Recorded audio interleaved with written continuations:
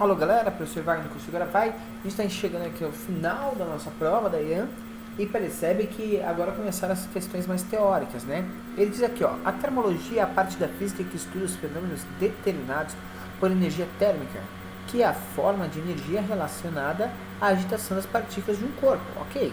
Com relação à termologia, analisa as afirmativas abaixo. Vamos lá, vamos analisar e vamos discutir junto.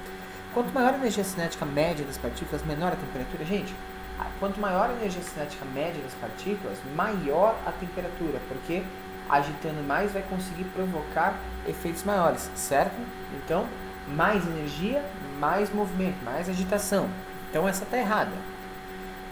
Para que haja transferência de calor entre dois corpos, eles devem estar a temperaturas diferentes? Sim, né? Não haverá transferência de calor entre dois corpos se os dois tiverem a mesma temperatura. A transferência de calor ocorre entre corpos de temperatura diferente sempre do corpo de maior estado de energético, ou seja, o corpo de mais temperatura, para o corpo de menor temperatura, certo? Quando os dois entram em equilíbrio térmico, cessa-se assim a transferência de calor. 3. Quanto maior o calor específico de um material, menor a quantidade de calor necessária para o material ser aquecido até determinada temperatura. Quanto maior o calor específico, menor a quantidade de calor. Vamos lá, gente. Aqui a gente vai precisar usar a nossa luzinha para a gente estudar um pouquinho a equação que relaciona a quantidade de calor para a gente entender como que vai funcionar isso daí. Então, ele pediu aqui, essa fórmula está na prova, então é tranquilo, mas a gente precisa analisar ela. Quantidade de calor é igual a massa vezes o calor específico vezes a variação de temperatura. Ele está me dizendo que quanto maior a quantidade de calor, quanto maior o calor específico, menor a quantidade de calor, não é isso? Vamos dar uma olhada lá o que ele fala pra gente. Ele diz assim, ó, quanto maior o calor específico de um material, menor a quantidade de calor necessária para o material ser aquecido até uma determinada temperatura. Então dá uma olhada aqui.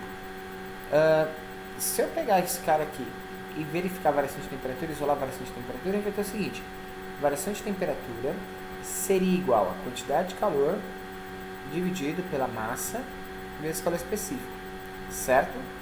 Percebe que nesse caso, quando a gente tem divisões, a massa é constante, então a gente vai esquecer um pouquinho o estudo sobre ela. A gente vai analisar a quantidade de calor e o calor específico, certo? Se eu aumentar o calor específico, o que vai acontecer? Para ele ter uma variação de temperatura maior, o que eu deveria fazer? Eu deveria fornecer mais calor ou menos calor? Eu deveria fornecer mais calor, certo? Então, quando ele me diz aqui que quanto maior o calor específico do material, menor a quantidade de calor, está errado. Quanto maior o calor específico do material, eu vou ter que fornecer mais quantidade de calor para que ele seja aquecido, certo? Proporcional. 4. No Sistema Internacional de Unidades, a quantidade de calor transferida de um corpo para outro é medida em joules. No Sistema Internacional de Unidades, sim, gente, é medida em joules. Mas a gente mede calorias, porque é o sistema usual.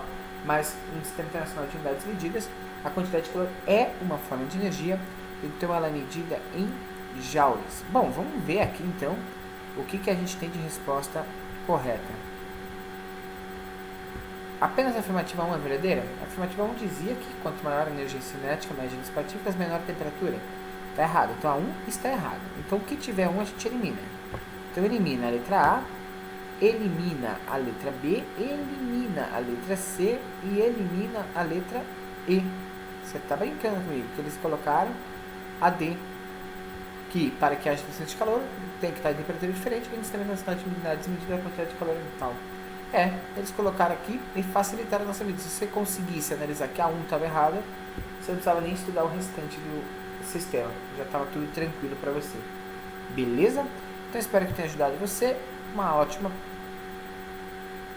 semana de estudos e até a próxima, galera. Valeu!